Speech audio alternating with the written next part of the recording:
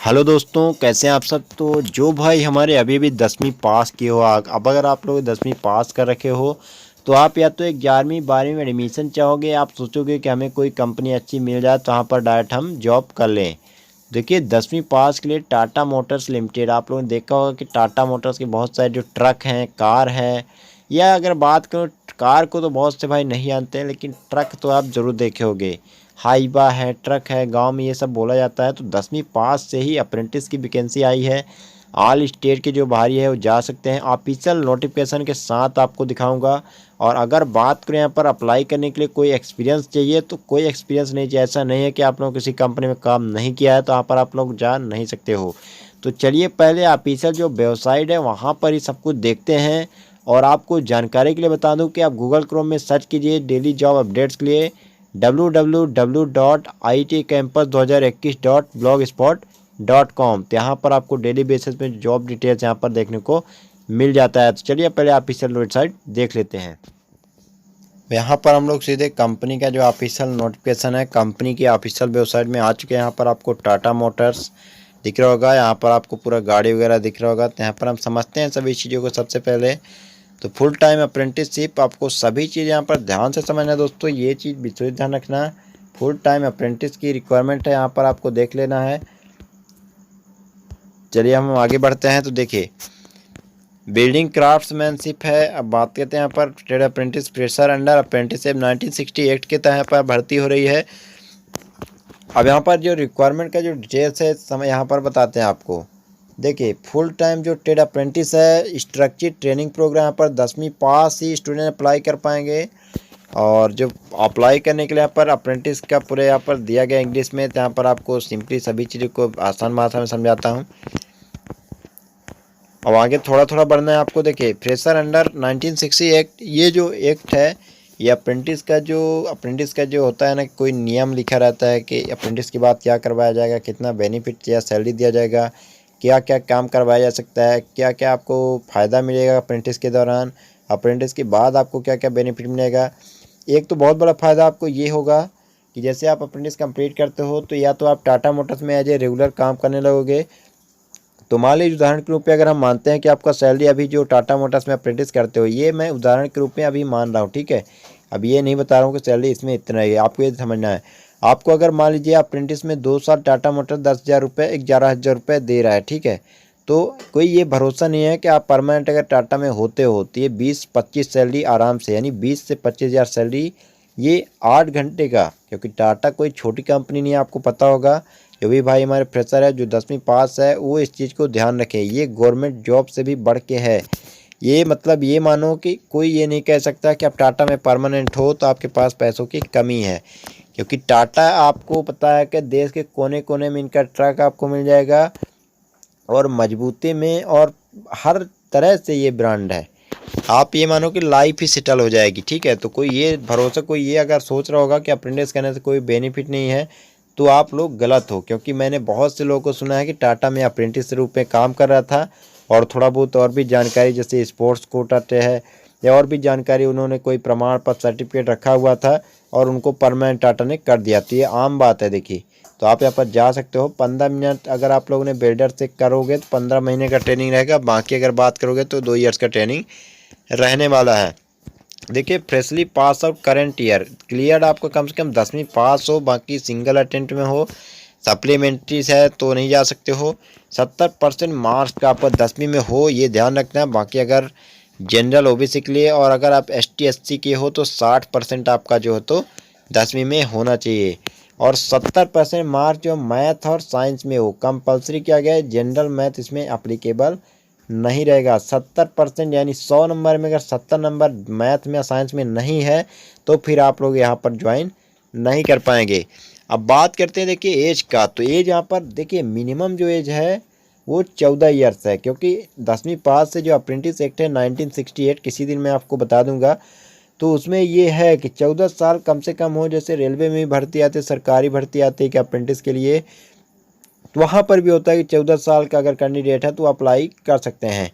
1968 की बात मैं इसलिए कर रहा हूँ क्योंकि आप जो भी यहाँ पर करोगे, आपका जो भी सर्टिफिकेट मिलेगा वो 1960 एक्ट के तहत ही ये मिलेगा। ये एक एक्ट है जो गवर्नमेंट ऑफ इंडिया के द्वारा लाया गया था।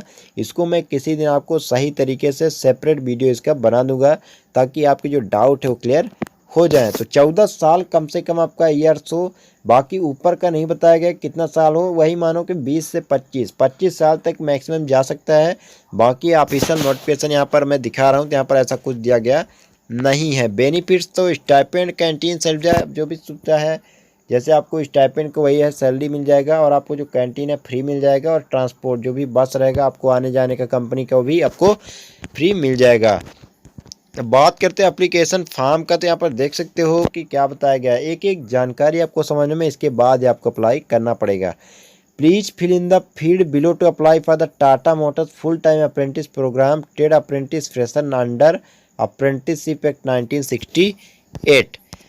अब यहाँ पर देखिए ऑल फिट्स है, तो कि एक फॉर्म ही भरना है आपको। देख सकते हो आप सिलेक्ट क्या करना है यहाँ पर, जैसे आप कहाँ पर देखिए ये जो भर्ती है दोस्तों, मैं बता दूँ पहले आपको समझना पड़ेगा इस चीज़ को कि लोकेशन, क्योंकि टाटा मोटर्स का जो प्लांट है वो कहीं पर एक जगह पर नहीं है, ये अलग अलग राज्य में है। जैसे पंतनगर उत्तराखंड में है, गुजरात में भी है, ये साणंद में, और जो तो पुणे में लोकेशन में भी आपको देख सकते हो, जमशेदपुर झारखंड में भी है, लखनऊ में भी एक प्लांट है, और धारवाड़ यहाँ पर जो है तो यहाँ पर भी है प्लांट। तो देख सकते हो कई सारे प्लांट है, तो आप यहाँ पर सिलेक्ट करना पड़ेगा कौन से प्लांट के लिए आप अप्लाई करना चाहते हो। आप एक ही प्लांट सिलेक्ट कर सकते हो, चाहे आप लखनऊ सिलेक्ट करो, आप अपने हिसाब से सिलेक्ट कर सकते हो। कोई ये नहीं है कि आपको यही वाला चुनना है, तो यहाँ पर कोई भी एक आपको सिलेक्ट कर लेना है। तो चलिए अपन यहाँ पर देखते हैं, कोई एक सिलेक्ट करके देखते हैं अपन। देखिए जैसे मान लीजिए हमने यहाँ पर एक सिलेक्ट कर लिया, हम सिलेक्ट करते हैं मान लीजिए लखनऊ, फुल नेम। इसके बाद आपको सबसे पहले ध्यान रखना कि आपको जो 10वीं का मार्कशीट है उसको लेके बैठना है, इसके बाद ही फॉर्म भरना है। ऐसा ना हो कि आप ये भर दो कि मेरा नाम ये है, क्योंकि वहाँ पर डॉक्यूमेंट देखा जाएगा, आपके बोलने से नहीं माना जाएगा कि आपका नाम ये है, ठीक है। वो बाद में माना जाता है, पहले आपका डॉक्यूमेंट यहाँ पर वेरीफाई किया जाएगा।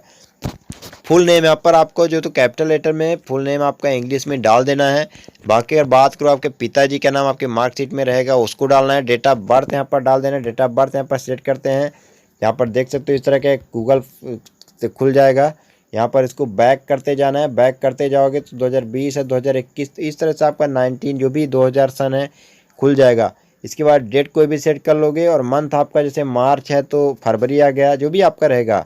इसके बाद आपको सेट करने में क्लिक कर देना। देख लीजिए यहाँ पर डेट ऑफ बर्थ 2020 मैंने डाला है, जो उदाहरण आपको बता रहा हूँ इसलिए, तो यहाँ पर आ गया है।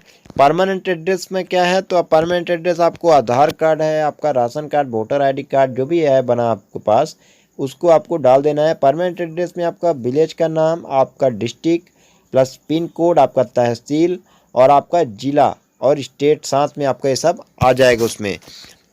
हाउस स्ट्रीट है, हाउस का मतलब हाउस नंबर डाल सकते हो, या आपका जो एरिया का नाम क्या बोला जाता है, ताकि पहचान हो सके कि आपका घर यहाँ पर है, ये डाल दोगे आप। तालुका है, तहसील आपको डाल देना है यहाँ पर, जो भी तहसील आपका रहेगा। डिस्ट्रिक्ट आपको डाल देना है, डिस्ट्रिक्ट यानी ज़िला जो है आपका। पिन आपका जो एरिया का पिन कोड, पोस्टल कोड होता है 6 अंकों का, वो डालना है यहाँ पर।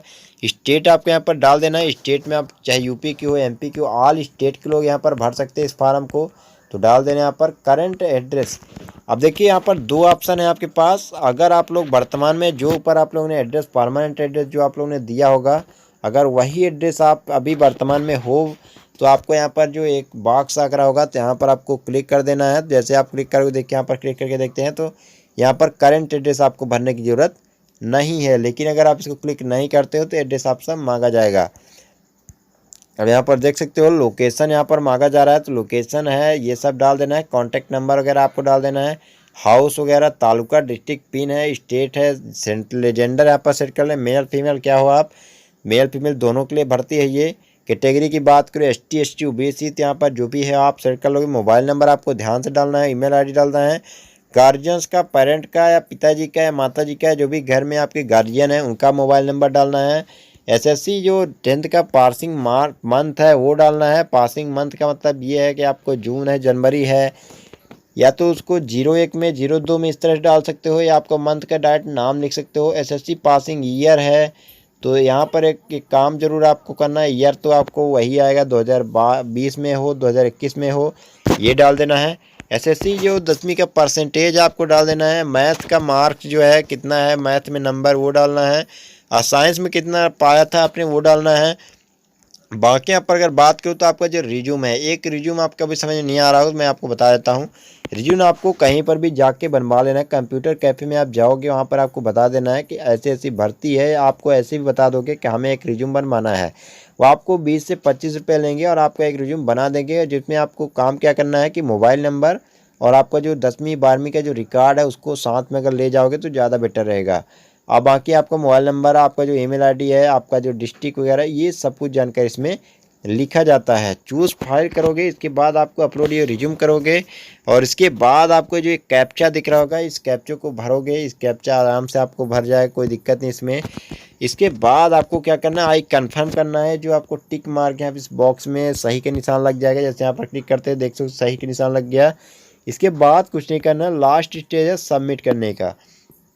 अब यहाँ पर मैं बता दूं कि एक बार आप सबमिट जैसे ही करते हो तो एक बार पूरा फॉर्म फिर से सिलेक्ट चेक कर लेना है, ताकि ऐसा ना हो कि सबमिट करने के बाद आपको याद आए कि यहाँ पर हमसे गलती हो गई थी और उधर टाटा मोटर्स के पास ये चला गया और आप जो है तो फिर आपका सिलेक्शन यहाँ पर होते होते रुक गया। क्योंकि एक बार अगर फॉर्म गलती किए तो बहुत कम चांस है कि आपका जो फॉर्म है वो सिलेक्ट होगा, तो आपको भर्ती यहाँ पर कभी किया ही नहीं जाएगा।